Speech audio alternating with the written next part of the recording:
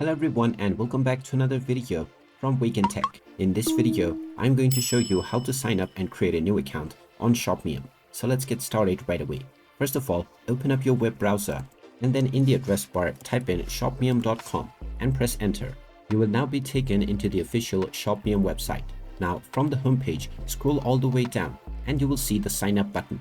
Go ahead and click on it and this will now open up the sign up page for your Shopmium account. You can proceed with your Facebook account or Apple for a shortcut, or you can enter your email address and your password that you wish to use for your account.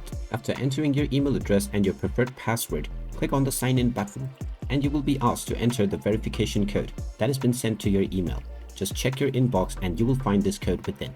After entering this code within the given screen, your account will be verified and you will be logged in to your newly created account right away.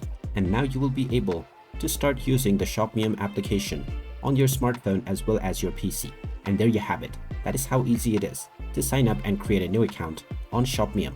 If you find this video helpful, make sure you hit that like button and subscribe to our channel if you haven't done so already. Also ring that notification bell to never miss another update from us. Thank you for watching and I will see you again in the next video.